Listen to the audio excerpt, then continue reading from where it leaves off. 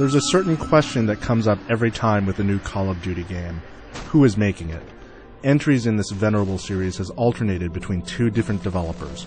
Treyarch handled Big Red 1 and Call of Duty 3, while Infinity Ward made Call of Duty 1, 2, and the mega hit 4. Treyarch has been given a lot of flack for their work on the series, but they've returned once again to present a World at War. Built on the Call of Duty 4 engine, World at War has a lot to live up to. After all, it's not easy to follow such a smash hit. World at War decides to shed the trappings of modern combat and instead goes back to World War II.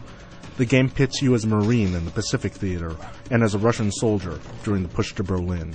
Yes, there have been a lot of World War II games by now, but at least this one deals with battles that haven't been explored too much already. The war in the Pacific was a completely different kind of war. Jungle terrain and ambushes made for very brutal and claustrophobic fighting, and Treyarch really pushes this angle. In fact, this game feels a lot more brutal than past Call of Duty games. The tone is set very early on by opening with a torture scene, and melee attacks are vicious.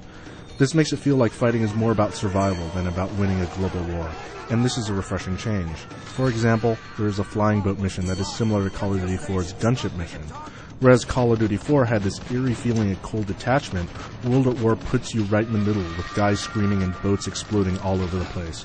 Treyarch captured the intensity of Call of Duty 4 and added their own stamp to it.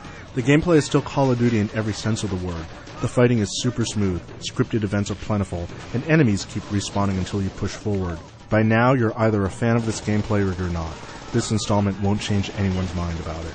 From a technical standpoint, the game is very pretty. All the bells and whistles of the Call of Duty 4 engine are in full effect, and the environments are varied. If you just expected to be fighting in jungles all the time in the Pacific, that is definitely not the case.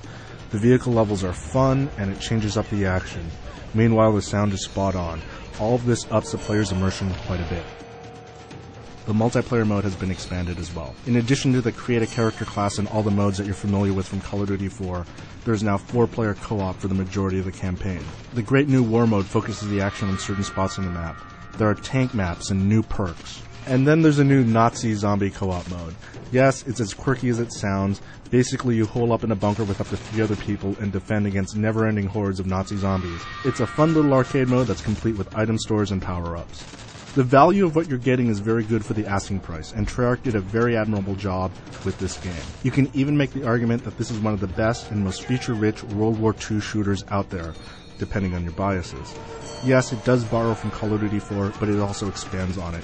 You will get your money's worth with World at War, and it will make the wait for Infinity Ward's next Call of Duty all that much easier. For the full written review, head over to IGN.com.